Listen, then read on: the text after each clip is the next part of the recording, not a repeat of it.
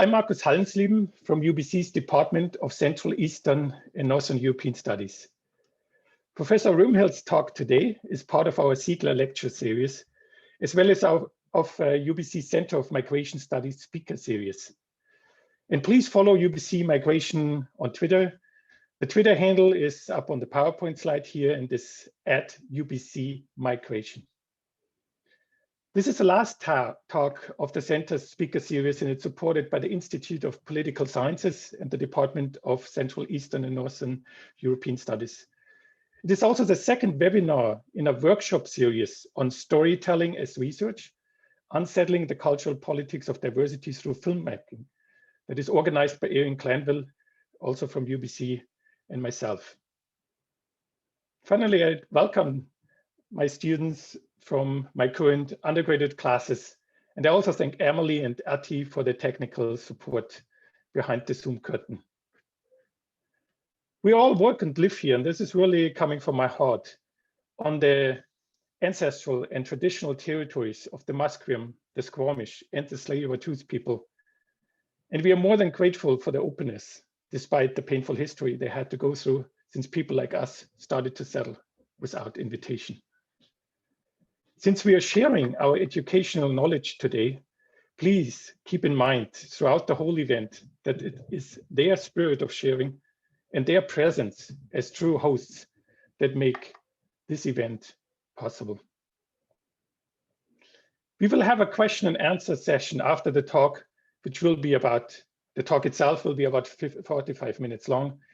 And after that, you can raise your hand or use the chat function. And it's now my great pleasure to introduce our speaker, Professor Römhild, who is a cultural anthropologist at the Institute of European Ethnology at Humboldt University in Berlin. Her main fields of teaching and her research are critical migration and border studies, mostly in the Mediterranean areas, with a political anthropological point of view. She looks at Europe in the widest term as an imagination and investigates it from a post-colonial, post-migrant, and also a globalized, entangled perspective, which she tries to break down. She has established and runs the Critical Europeanization Studies Lab in Berlin.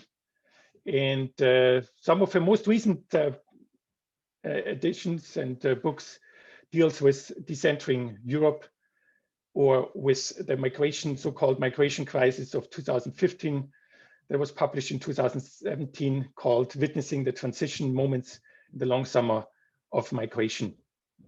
She has also recently published articles on Heimat, such as Global Heimat, Post-Migration Productions of Transnational Space, in the Anthropological Journal of European Cultures, and another article on Beyond the Bounds of Ethnic for Post-Migration Cultural and Social Research, which was published in the Journal of Aesthetics and Culture.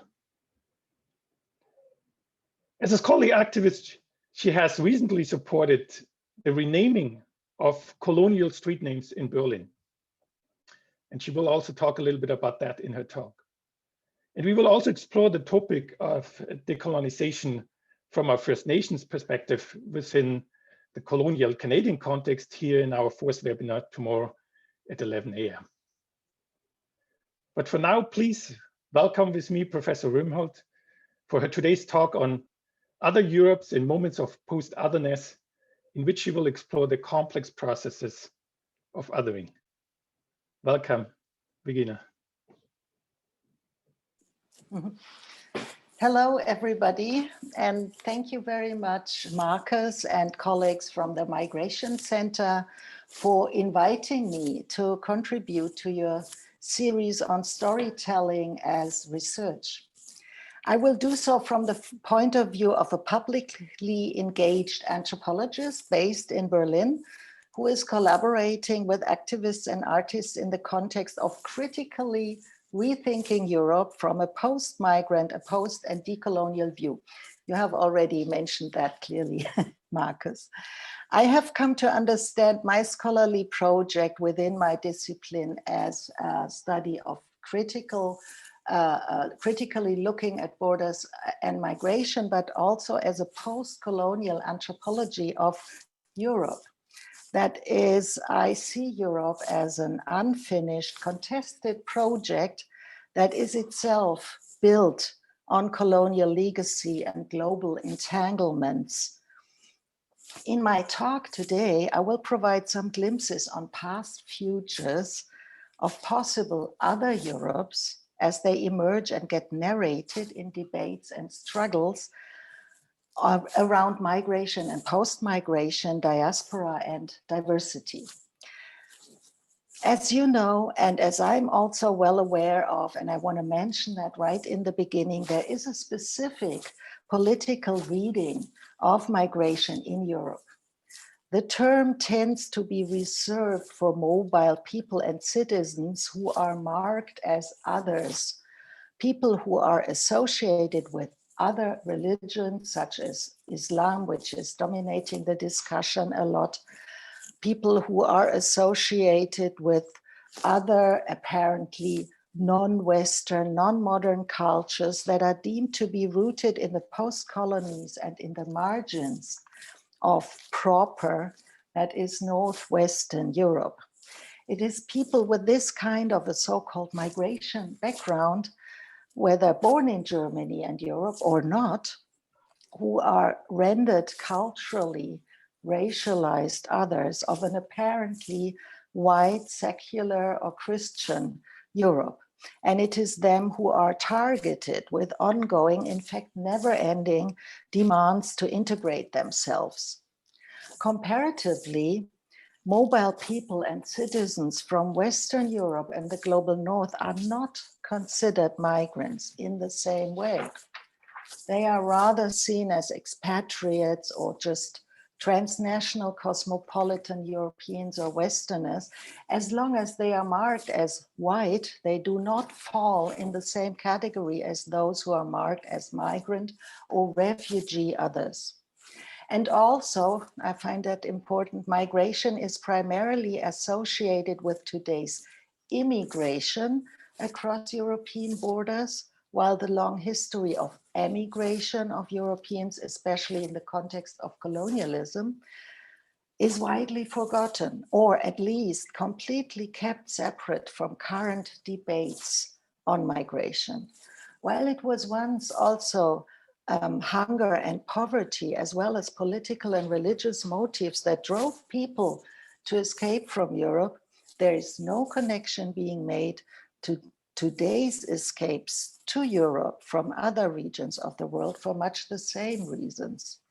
And because of this forgetful relation to European outward migration, there's also practically no awareness of the related consequences in terms of the devastating effects of European migrant settler colonialism that led to the theft of land and lives of indigenous people and to societies that struggle with the racist aftermath of enslavement. In Europe, migration as a political term is deeply imbued with racialized connotations targeting others, a term that blends out its involvement in colonial mobilities and worldings. So that is a specific reading of migration that we need to be aware of when I will go on with my talk now. In the following, I will be arguing both from within and against this constricted concept of migration. My aim is to show how exactly the migration movements and diasporic diversities that are marked in this way become sites of confronting Europe with its forgotten colonial legacies and entanglements. And it is these movements and struggles that open windows for looking beyond the current outer borders and inner boundaries onto what I call moments of post-otherness and other Europes. So we could move on to the next slide, please. I'll start with this glimpse. The image that you see here is a film still that we have put on the cover of the companion of our 2005 collective exhibition, Projekt Migration, Project Migration, that was presented in Cologne at that time. The exhibition was one of the productions of a transdisciplinary collaborative research project with artists and activists in which we aim to reread the post-war history of Germany and Europe through the lens of migration. We aimed at a shift in perspective from seeing migration as a sideshow at the margins of European societies to taking them as the vantage point from where to get new insights in the building of the European Union that was then, in the early 2000s, emerging as a new borderland, and to see how post-war Germany was and is constituted by the impact of migration movements from South and East. So we look at the next picture. The image is taken from the documentary Peerbook, Their Struggle is Our Struggle, produced by Edith Schmidt and David Wittenberg in 1974. We see also a screenshot only of the film here. These are migrant women, at that time so-called Gastarbeiterinnen, who came to Germany from all around the Mediterranean, including Morocco, Tunisia, Turkey, Italy, Spain, and so on. They were, at that time where they were filmed here, they were on strike at the factory premises of the German automobile industry sub-supplier Peerbook in Neuss. This year, the year 1973, entered the German post-war historiography as the year of so-called wilde Streiks, unauthorized strikes. Back then, it were women migrant workers who took the initiative to protest against the so-called Leichtlohngruppe 2, a low-wage salary group that put them at a double disadvantage compared not only to their German, but also to their co-migrant male co-workers. At the factory Peerbook in Neuss, women migrant workers initiated the strikes against the will of the union, the IG Metall, and they finally convinced their German women co-workers to join their struggle. Together, they finally succeeded to push their claim eine Mark mehr, 1 Deutschmark more, through. And that was a considerable success that raised their hourly wage from 4.70 to 5.70. Measured against the ruling order of things in the German society of that time, these occurrences were almost unbelievable. The then Federal Chancellor of Germany, Willy Brandt, was stunned when faced with the women migrant workers' victory over one of the biggest German unions. The IG Metall, Willy Brandt said, is a struggling dinosaur, and a representative of the Ford factories reckoned in consternation, over all these years, we have learned that the foreign workers are equipped with too much self-confidence, end of quote.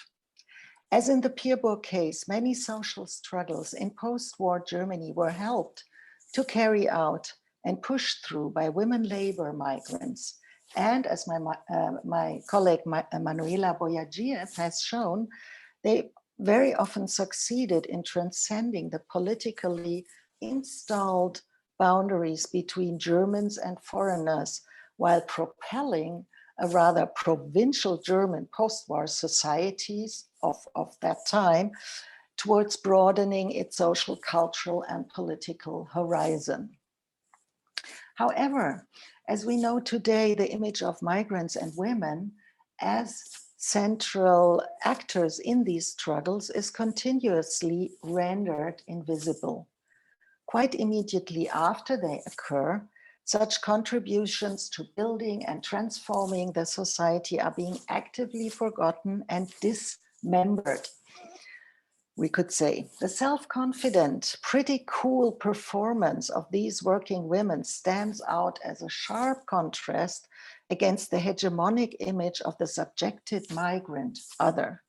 Hence, the irritating counter-narrative of migrant resistance and self-confidence needed to be deleted again and again from the dominant national and European memory archives.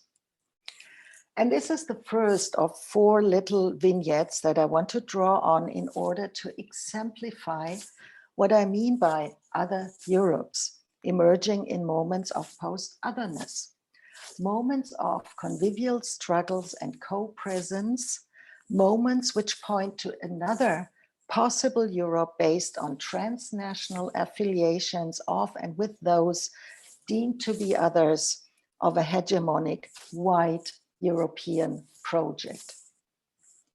As I have put it in a collaborative text with my colleague Bonaventure Sobejeng Likung, the director of the Berlin art space Savi Contemporary, these moments are moments of post-otherness that represent and experiment with, as we said, unknown futures beyond the dominant regime of producing and positioning others at the margins of a Eurocentric world. Actually, such moments, we could see, occur all the time. They are the norm, actually, rather than the exception of everyday life. I find this a very interesting idea that also Paul Gilroy has pointed to. He said that vernacular conviviality is the very basis of today's post-colonially composed European societies, drawing on long traditions and routines of being thrown together in common lives under conditions of inequality, racism, and exclusion. But this vernacular conviviality is at the same time not acknowledged, not even recognizable, because it remains hidden in the shadow of the dominant regime of seemingly incommensurable differences and conflicts between us and them. But that is the surface, and underneath the surface, there's also conviviality in moments happening. But only rarely these convivial moments are highlighted and thus made visible, as in the Peerbook film that documented the strike and its practiced political imagination of solidarity across diversities, a counter-narrative that we explored in our research and then highlighted in the exhibition. There is now a famous historical precursor of such moments of post-otherness that was then later actively forgotten as well, the Haitian Revolution that started in 1791, only 2 years after the French Revolution. Yes, we see a contemporary illustration here by Auguste Raffet, published in 1839 in the volume Histoire de Napoléon.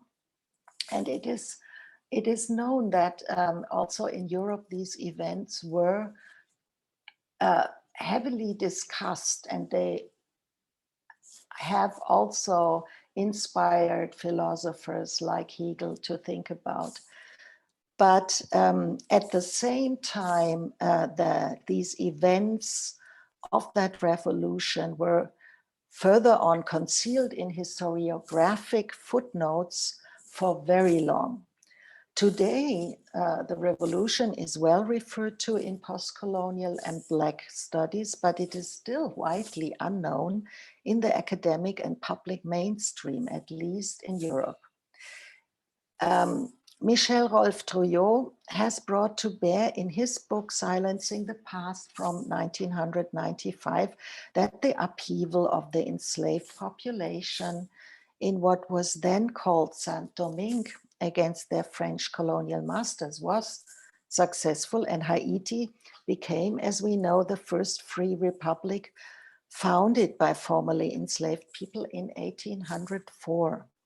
However, as Trouillot further discloses, for the European audience who was discussing this event, this was at the same time an, as he says, unthinkable history that was to be denied, although it was a known fact. According to Trouillot, the news of the Haitian Revolution created an unbearable contradiction to an ontology, as he says, an implicit organization of the world and its inhabitants, in which it was not included that enslaved Africans and their descendants could imagine freedom at all, let alone develop strategies to capture and defend it. The thought of freedom and democracy was considered an exclusive product of white European enlightenment and thus couldn't be shared with subjected non-European others. Hence, the spectacular moment of the Haitian Revolution had to be trivialized in order to finally become a non-event, as Trouillot puts it. Much as the small event of the unauthorized strike in Neuss, the dramatic occurrence in Haiti can be seen as a practical intervention in a ruling Eurocentric world order. It bears the potential of an aspired future, which was indeed present in that moment of the past, a future in which an acknowledgement of a shared and not only divided history of struggles for freedom seemed possible and could have laid the ground for the recognition of a globally entangled and thus decentered Europe. Although this moment of the Haitian Revolution has been rendered a past future very quickly, it initiated a sustained potential for a change that can be and is mobilized for current struggle. We can have a look at the next picture, please. For instance, the annual festival for renaming a racializing street name in Berlin Mitte, Marcus has mentioned that in his introduction already, in a street in which our institute is located. These annual festivals for renaming took place in remembrance of the anniversary date of the Haitian Revolution every year on August or around August 23. And what started in Haiti went on to be narrated further and made a resource for processes of and conflicts of decolonization. And also we could say that the struggles of the migrant workers were not futile, although they were forgotten. They rather contributed to change the wages and the social conditions of work and life, not only for migrants and their descendants, but also for the society as a whole. However, behind the scenes of these struggles, more moments of and narratives of past futures could and should be explored. The intersectional struggle of migrant women for equal rights took place within an industrialized capitalist world order that can be seen as a modernist continuation of the colonial Eurocentric exploitation of other lands, natures, and people. And the liberating moment of the Haitian Revolution took place on the island of Hispaniola, the first stop of Columbus in 1492. That was then called Quisqueya, or also Haiti in the language of the local Tainos.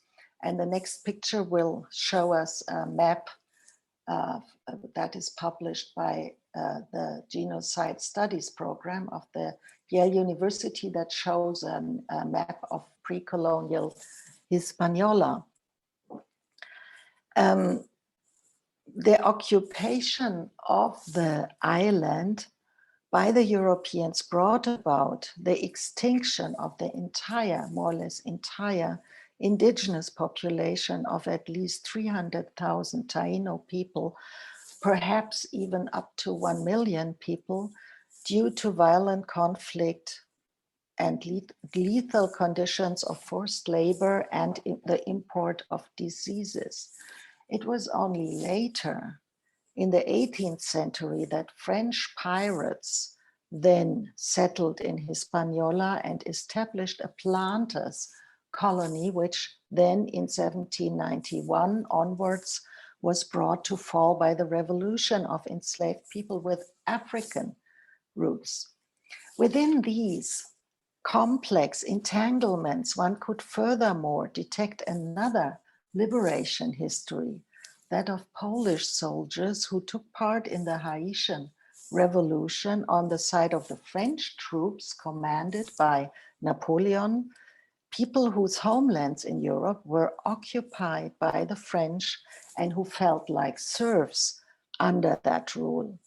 In Haiti, many of the Polish soldiers defected to the other side when they noticed that they could identify more with the struggles of the Black Haitians than with the French colonizers.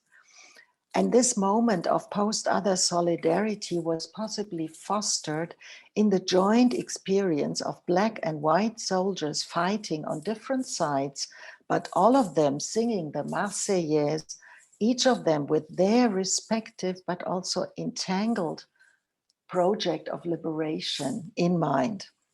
As Susan Buck-Morse noted in her book, Hegel and Haiti, Jean-Jacques Dessalines, the later governor of the Free Republic of Haiti, acknowledged the subjected Poles as the white blacks of Europe, as he said, and invited them to stay as free citizens in Haiti after independence, while all other whites were barred from owning property on the island.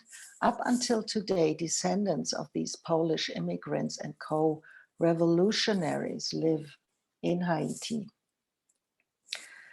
Such related interventions of subalterns in ruling orders can be seen as cosmopolitical interventions in a minor mode, as we would say at the RTG, minor cosmopolitanisms, where we strongly work with that term. They operate, such interventions in a minor mode, operate from the margins, from the border zones, and from the position of the other of a colonized world. They intervene in Eurocentric cosmopolitanisms directed at a world of others. That is what we could call major cosmopolitanism. Minor cosmopolitanisms instead are interventions in major power structures, thus demasking and decentering, and in that sense also minorizing, we could say, the major. Minor interventions are not simply aiming at becoming another major repressive power, but tend to promote projects and politics of becoming minor that include rather than exclude and dominate others. And this is an interesting idea and practice that can be applied to some expressions of radical diversity as they are performed and pursued in the Berlin Gorki Theater that you also have been talking about yesterday. And they can also be applied to the concept of radical conviviality as pursued by Savvy Contemporary in Berlin.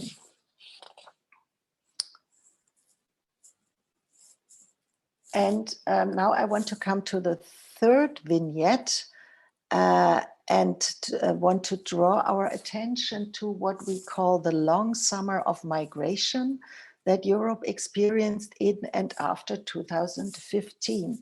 So we can have a look at this photo, which is one of the many photos that was, or photographies that were then posted in the media.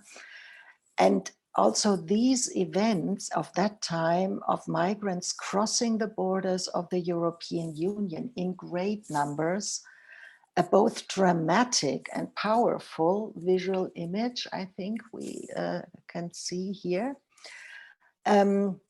they can also be considered moments of a moment of post-otherness triggering lost memories of other Europes. And it can be seen as a sustained confrontation with the consequences of colonial entanglements that Europe usually blends out. This is very popularly expressed in the slogan that circulates in these migrant and refugee movements: "We are here because you were there." And so the colonial background of today's political and economic crisis from which people are fleeing are stressed. And it is also expressed, also entails the claim for acknowledgement and responsibility of an entangled Europe that is, however, widely absent in the current European debates on migration.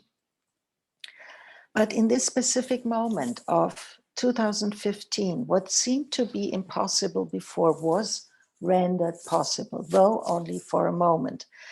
For the borders came down, and all of a sudden, a great wave of acceptance and solidarity welcomed the refugees on their arrival in Europe. It became clear that these movements of people fleeing from war and existential crisis outside, but also from within southeastern margins of Europe, could not be stopped. People who shouldn't be where they were moved on. The Dublin system of the European border regime, aiming to send people back to the first so-called secure state they passed through on their way, could not be sustained under the pressure of these movements. We came to see pictures in the media that we were not used to see so often. Not only did we see, as before, migrants as victims of borders, but now also migrants as survivors and defeaters of borders, as people moving forward in their own right. On a long march through Italy, Croatia, and Slovenia, reaching the main stations of Budapest, Vienna, and Munich. And what was then called a culture of welcome captured quite a lot of people of the settled population, many of them with roots in migration too, many of them compatriots of those arriving. However, we also came to know that this was only a short moment of practiced conviviality, a small window that opened onto an unknown future of a borderless post-other world. Soon the window was closed again. The overwhelming impression of Europe, the welcoming refuge, was replaced by Europe, the victim of what was then called the refugee crisis. A Europe that sees itself in need to defend itself and to restore the borders, now more fiercely guarded and policed, more lethal and necropolitical, as Achille Mbembe would have it, than ever. Right-wing populism and racism, which of course were there all the time, now took over the public discourses and entered more than ever the mainstream of respectable middle-class politics. What we find in the aftermath of the long summer of migration is an extreme polarization. On the one hand, there is a move to a mainstream racist right all over Europe, West and East. On the other, there's also a massive mobilization of support and solidarity with the movements of migration, and with a quite different political imagination, that of an open convivial society. In accordance with the late Ulrich Beck, we could perhaps speak of a cosmopolitization of society due to the confrontation with the power of global post-colonial migration to make itself present on European grounds. A confrontation that today forces everyone to broaden one's horizon and to take position in one way or the other. Seen through the lens of minor cosmopolitan post-other interventions, we could also say that after that moment of making itself present and visible, this success of migration is now all the more under attack by those forces who want to push back and repress that presence. However, what we can also see is that this is a much more cumbersome effort today. The energy of a, if only for a moment, visibly shared political imagination of a decolonized Europe seems to be quite difficult to return to the former invisibility. In these current minor cosmopolitan moves of migration, we can find the traces of earlier imaginations and current mobilizations of other Europes that could have been realized in past moments of post-otherness, but are still waiting to be realized, as in the moment of falling borders in 2015. Although they have been or are superseded by other narratives and powerful interests, they are still kept alive in the entangled worlds of migrants and diasporic minorities, in the imagination and aspirations of other possible lives, as Arjun Appadurai has pointed out. Today, the rights to freedom and democracy that are claimed to be a white European achievement are trampled underfoot by European border politics, while it is post-colonial migrant movements who draw on, claim, and thus appropriate these values that are otherwise about to be actively forgotten. Now, in the European context, we ask ourselves how we methodologically deal with this situation of a current confrontation of minor cosmopolitanisms on the one hand, and a reactionary return to major Eurocentrisms on the other. I think that it is a question of perspective. It is a question of what image of the reality are we focusing on and highlighting at the expense of other images of that very same reality. Paul Gilroy has insisted that we as researchers should pay more attention to the obscured practices of conviviality instead of merely deconstructing and criticizing again and again the same power structures. That is important, of course, but it's not all that we should do.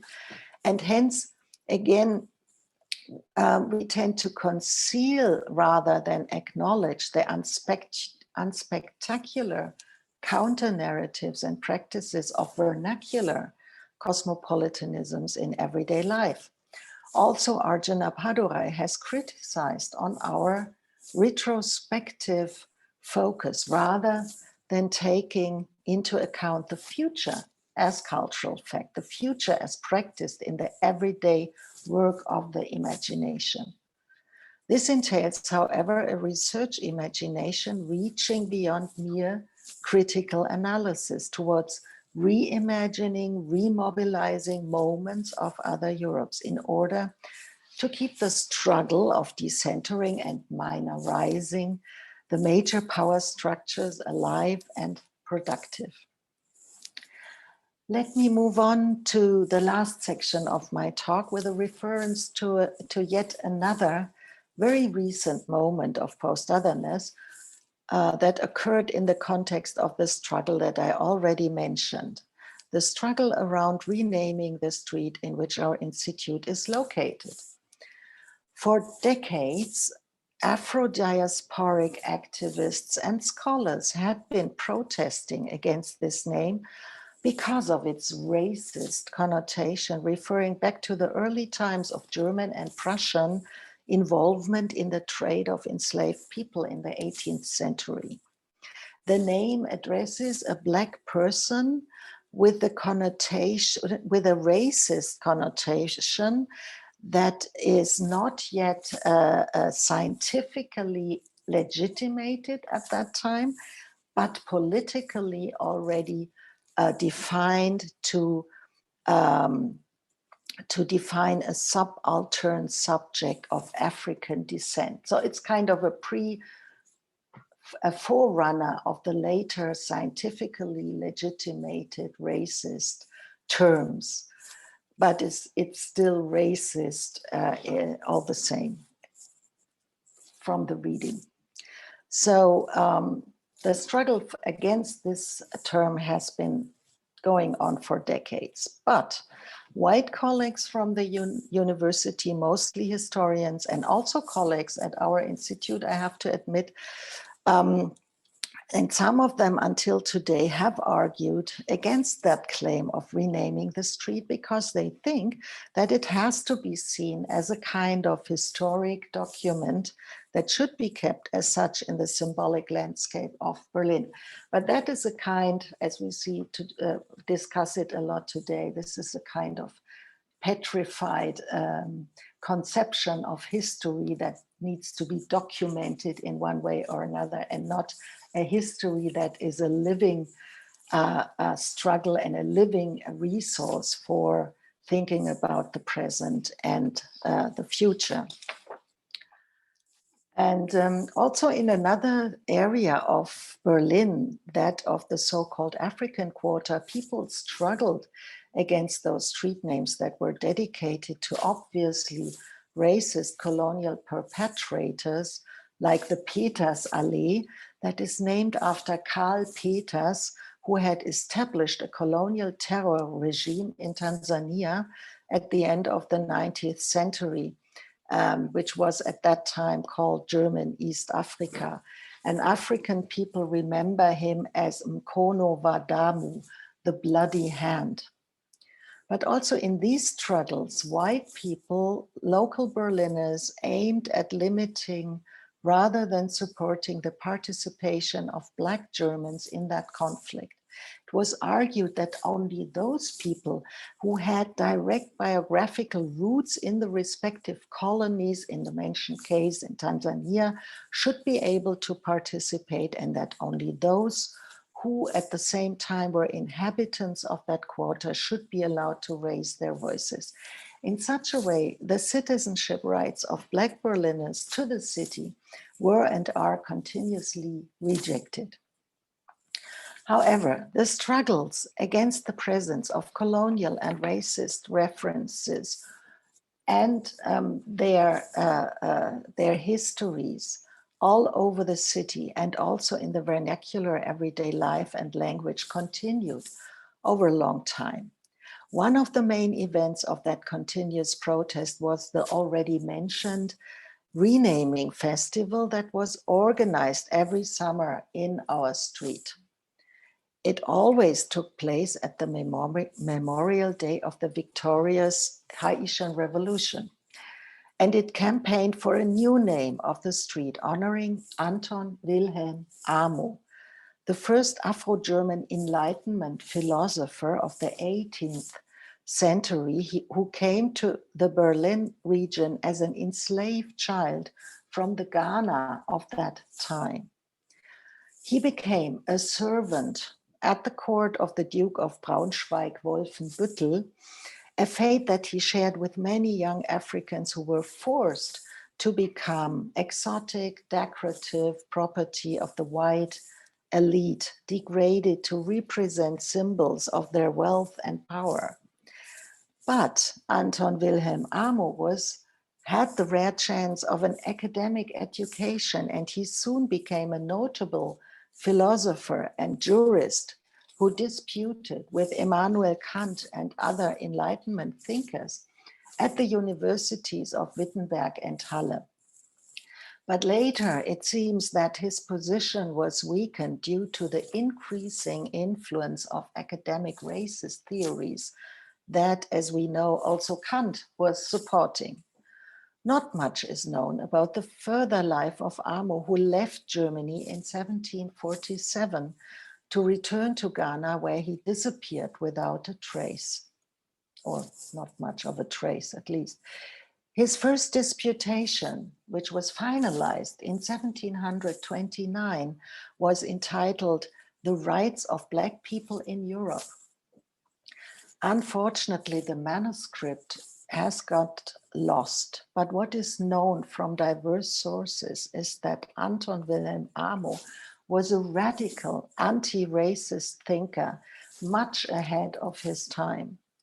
It is only recently that Amo is being rediscovered. After centuries of silence, his philosophy is now reflected anew in scholarly work, and a brilliant exhibition based on artistic research was realized in Braunschweig and Berlin, curated by Bonaventure Ndikung, director of Savvy Contemporary, together with Jule Hilgärtner and Nele Kaczmarek of the Kunstverein Braunschweig. We can see the invitation to that exhibition at the next picture. As a historic figure of another moment of post-otherness realized in 18th century Germany, Anton Wilhelm Amo has much in common with the actors of the Haitian Revolution. All of them were actively forgotten because their visions of other Europes are not opportune in the hegemonic power structures past and present. However, the Afro-diasporic activists managed to keep these moments alive in counter-narratives of resistance, and they have brought these diverse moments together, thereby creating one more moment of post-other solidarity in the Berlin of our times. The last act for now in this conflict has begun last summer. At that time, the Black Lives Matter debate started to resonate in Germany, Europe, and Berlin, and very old questions were put forth with new emphasis, namely that of an, although different, structural and vernacular racism that would need to be addressed in Europe, Germany, and in Berlin as well. In the course of that debate, also old struggles like that for renaming M Street for Anton Wilhelm Amo Street received new attention. It was at that time that I, together with colleagues at the Institute for European Ethnology, finally decided that we need to support that struggle also with our scholarly thought about things and our research, but also as publicly engaged, entangled activists as well. So, because for us, it was also unbearable to recite and welcome students and guests at this address. As anthropologists, with our critical knowledge of our discipline's involvement in colonialism and racist scholarship, we felt that we ought to engage for a different future of the street.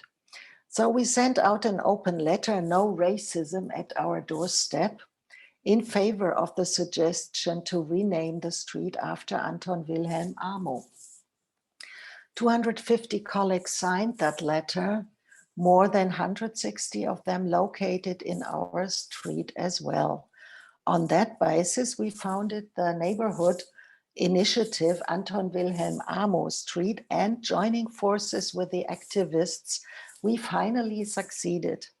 On August 20th of 2020, the district's parliament of Berlin Mitte has agreed to rename the street. We still wait for the realization, but it's on its way.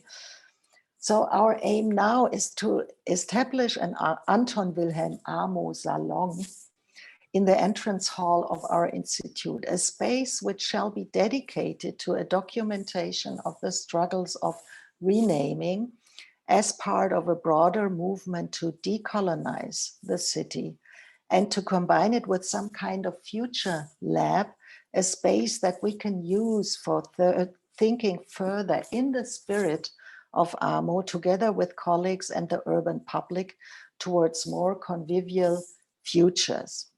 We will continue to organize decolonial walks. Here we see the invitation to the first of such event on a decolonial walk on Amo Street to look at the colonial present through the lens of anti-racist thinkers and artists. Currently, I'm conducting a research project with master's students on post-colonial neighborhoods in the urban space, in which we explore the productivity of the co-presence of diverse colonial histories and experience as they come together in the post-migrant diasporic city. With these actions, we have become more than before part of ongoing decolonial struggles that aim to work against forgetting the still massive impact of colonial legacies and racism also on European societies. What is needed, I would want to argue, is to pick up on and keep alive the moments of post-otherness and the visions of other Europes that they bring with them, as they are communicated in counter-narratives of migrant movements and diasporic communities present in Europe. Here we find the resources for rethinking and transforming Europe from the margins of a still hegemonic colonial world order. And that's the end of my talk. Thank you for listening. And I'm looking forward to questions and comments that you may have.